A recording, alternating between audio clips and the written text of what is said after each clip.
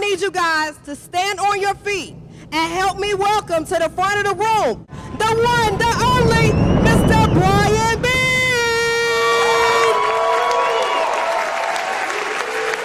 All right, let's get it going. Give it up for yourselves. More than me, more than me, more than me.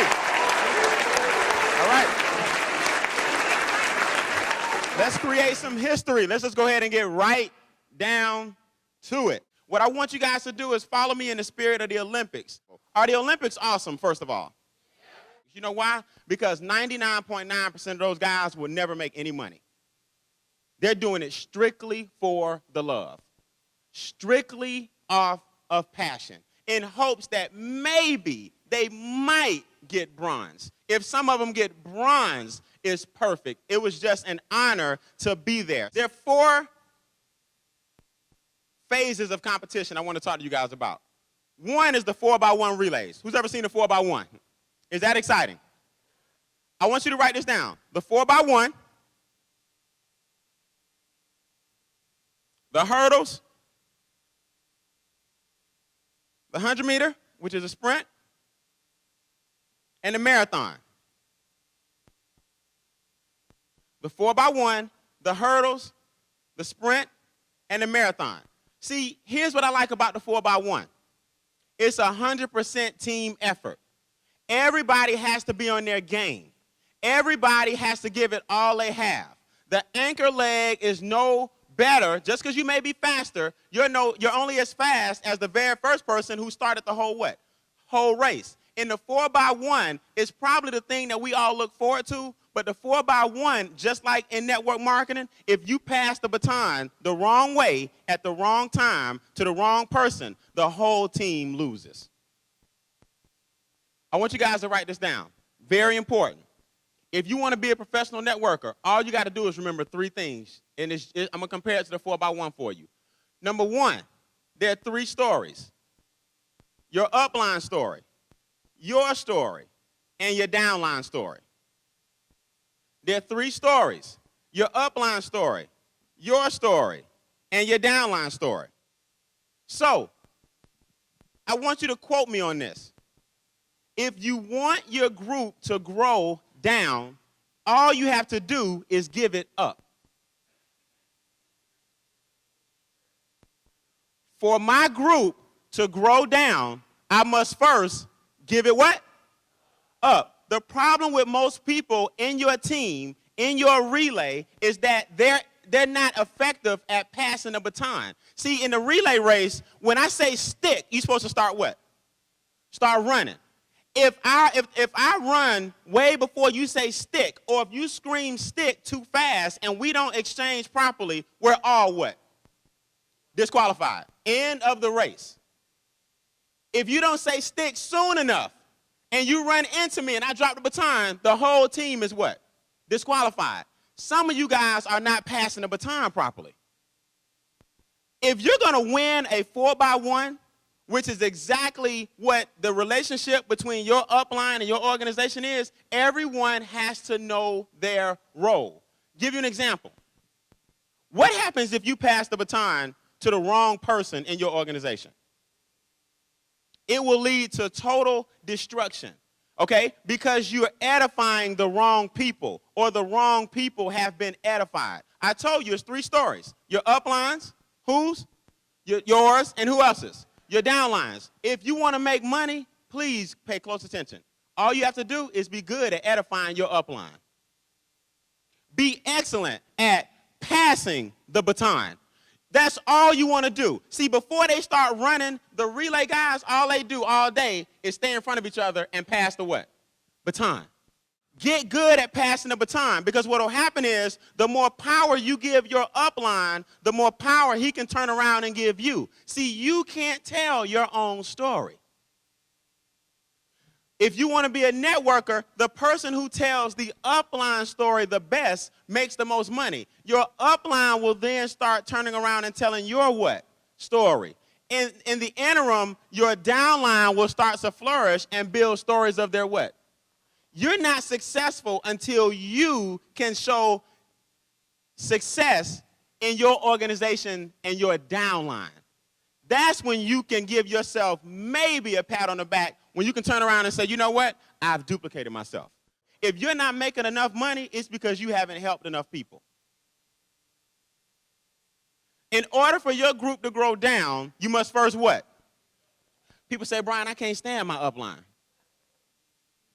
Let's just keep it real for a minute. Brian, I got a problem with that one. Now, I might put you to the side later, because what if I don't like them? Hey, you can edify anybody, just not who? Yourself. So you heard the saying, when prayers go up, blessings come what? This business is the same way. That's why I feel like network marketing is really heaven sent. This business is the exact same way. But if you pass the baton to the wrong person and you edify a person too soon, or if they leave out of the nest too fast, that same edification can turn around and bite you.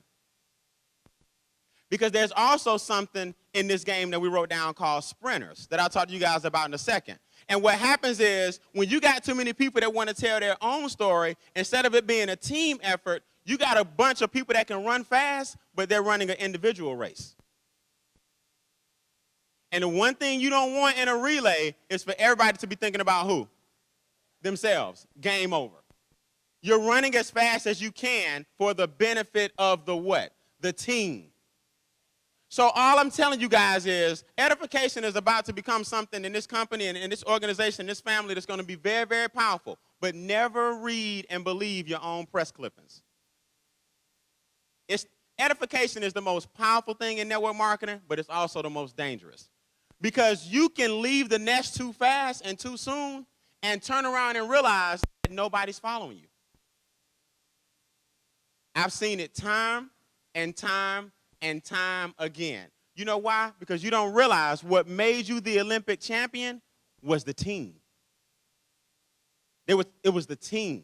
When you start making some things happen and that energy starts to dissipate, you need to look at what role you played in that. Does that make sense to you guys? I know because I've seen it. I know because I've been a part of it. I also know what it's like to almost pass the baton to the wrong group of people. My whole organization would have been dead because they were sprinters.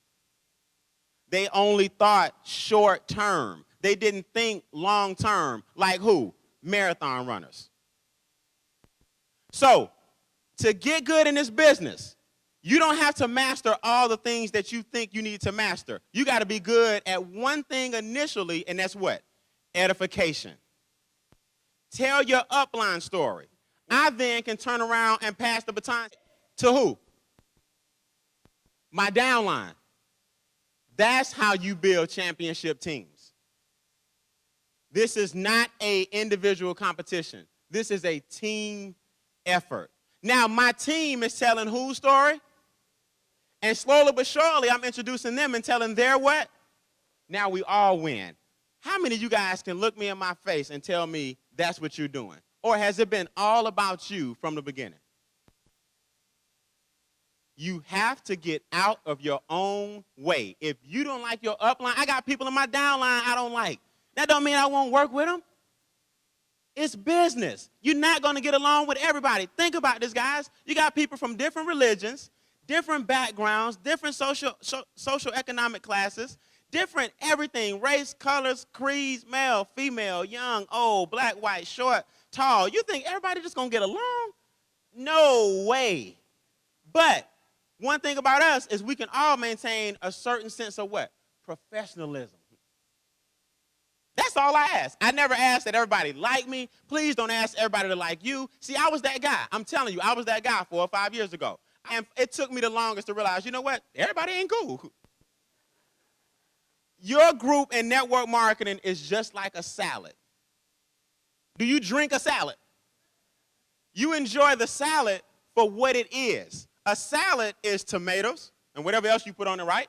Lettuce, onions. Some of you guys put bacon bits, croutons, and you appreciate the salad because of its individual what? Components. If I take that salad and blend it all up and say, now drink this, salad soup. Does it taste the same? What some of you guys are trying to do with your organizations as networkers, you're trying to get everybody to like each other. You're trying to build team, you're trying to build like self-esteem and confidence in your group by making everybody happy. Leaders make principle-based decisions, not popular decisions. You're not going to make everybody happy. In fact, you're going to piss everybody off. All you need to do is stay with the team what? Players. I want you to write this down. The hurdles. The hurdles. This is one competition you got to become not good, great at the hurdles. I want you to write this down under your hurdles. Hurdles are what I see when I take my eyes off my goal. I'm going to tell you guys something. You're going to have some problems in network marketing. You're going to have some problems in life. But you don't kill yourself. You get what? Over them. Okay? Why would you kill yourself in the business when you're going to have the same problems regardless? Don't quit your business just because you have a couple of hurdles. Hurdles are opportunities for growth. Okay? People that make the most money in America are the people who can jump the hurdles the best. Doctors help people solve some serious what? Problems. Most people that make a lot of money, they're just excellent problem solvers. When you see a pastor that can pack out a congregation of 17, 20,000, the reason people are coming to see him is because they strongly believe that he can help them with an area or an aspect of their life that can help them grow as a person and solve more what? Problems. Their faith is in this individual because he has an ability to fill out a congregation as an excellent problem solver. He just uses the word to help you see that half your problems aren't problems anyway. Who feels better, a lot better after you go to a good church service? It's the same thing. See, in our business, you got to overcome hurdles and be just like the man you go see on Sundays. All you have to do, though, in network marketing is recognize the hurdles. Problems have to hit you and break. Problems have to hit you and break. If a person comes to you with a hurdle or a problem, you don't help them go under the hurdle. You help them jump it. If you give it 5 to 10 seconds of your attention, you have now become part of the problem. Now, I'm going to give you guys some warning signs as you build your group. You now understand you got to be a team player. You got to be just like a 4x1 runner. You now understand that let's accept the fact that we're going to have some what? Some problems. That's part of the game. That's part of network marketing. See, in network marketing, we have a philosophy. People quit. And we embrace problems. That's part of our philosophy. You cannot be in the network marketing or people business and not embrace problems. I look for them. I'm here and I understand that I got problems overseas at home. That's a new problem. Now, you got sprinters and marathon runners, 3 and 4. Oh my goodness.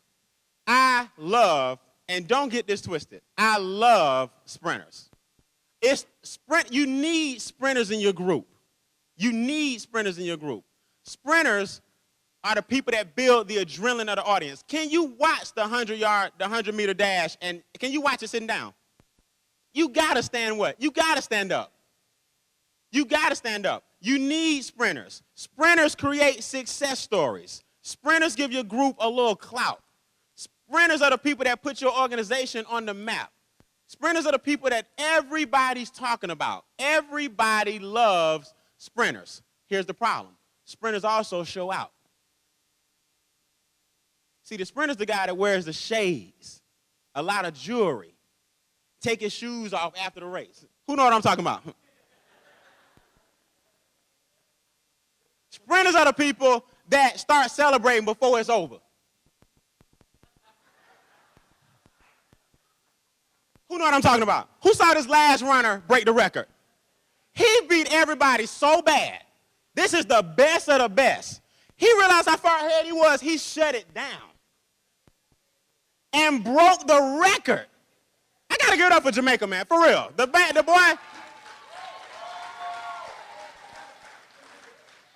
boy is bad. But I love sprint. But you got to admit, he's young, but he a little cocky. He did a little Jamaican dance. He was just jamming. Afterwards, he got to the Sprinters, the ones that take a picture with the clock. Who know what I'm talking about?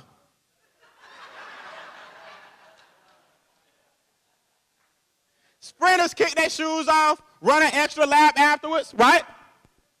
Kick off the shoes, run an extra lap, let everybody see them, dance, pose, sign the shoes, throw them away, do an interview. Sprinters are also poor losers.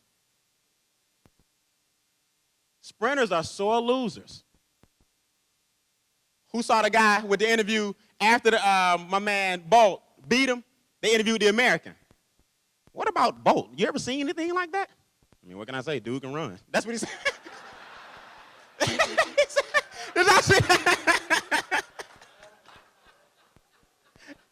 Now, it's so funny. Before the race, you got all that confidence. All of them just... When you get smoked, they are the worst losers. I mean, what can I say? Dude can run. I'm going to settle for this bronze, you know. And then he started talking about, well, you know, when we was in college, I beat... No, we don't want to hear how you did with Bolt in college. You lost today. Sprinters are sore losers. See, that's why I like marathon runners. I like marathon runners. Because you know why? Sprinters run for everybody else. That's why they showboat a lot. That's why they pose a lot. How many of you guys ever seen a marathon runner run 26 miles? 26. 26. Y'all don't hear me, man. That's a long... Drive 26 miles. 26. And then get to the end. Have you ever seen the marathon runner pose? Take off at the end of the race, the marathon runner, thank you, Jesus. They so humble, they don't know what to do. They want to get an interview. Look, you got to give me a second. Right? Marathon runners humble. You know why? Because they're running for themselves. They're not running for everybody else. If I just complete these 26 miles, I'm a champion. If I beat you, that's a bonus. See, marathon runners run for themselves. Sprinters run for everybody else. I've never seen a marathon runner give a post-game interview and I've never seen a marathon runner beat everybody so bad, get to the finish line, wait on everybody, and do like this. I've never seen a marathon runner show out that bad. They humble. Hey, it's a great race. Appreciate it. Just want to say thank you, God. Just did it for my country.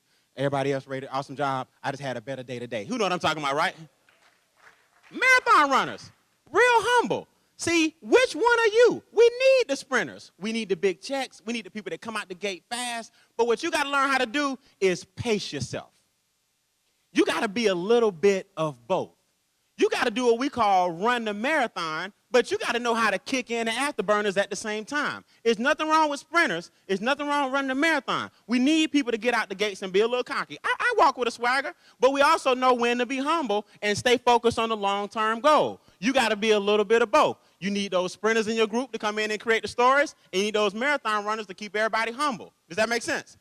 You got to find that combination and that balance of both. That's why I love the marathon runner, because if he finishes the race, he still won. I watched one girl get beat so bad. Look, it's bad when you on lap 24, I'm on lap 26.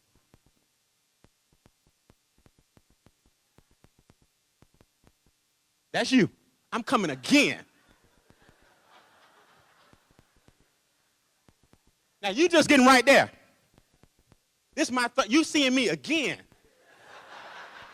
Man, that will wear you out. But you know what I like about marathon? See, if you start smoking a sprinter, he's going to do the best he can to catch up. Because, see, he doesn't have very what? He don't have very long.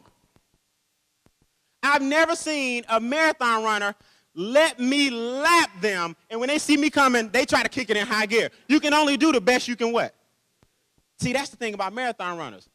I don't mind losing if I did my best.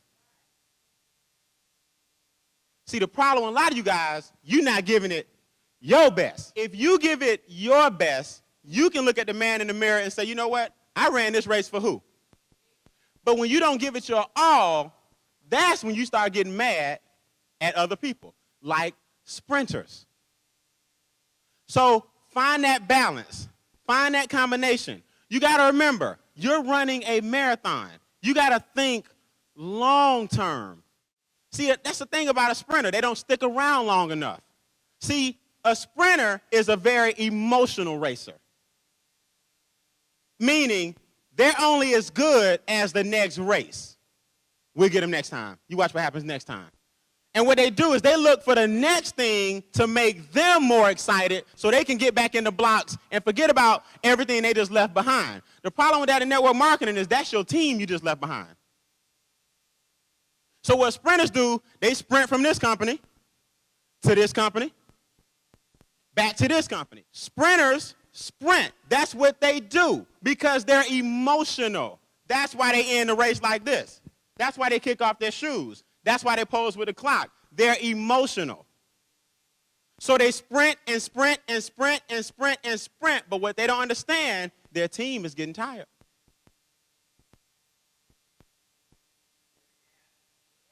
Your team is getting tired. Everybody can't sprint and keep sprinting. See, don't get mad just because you cross at 100.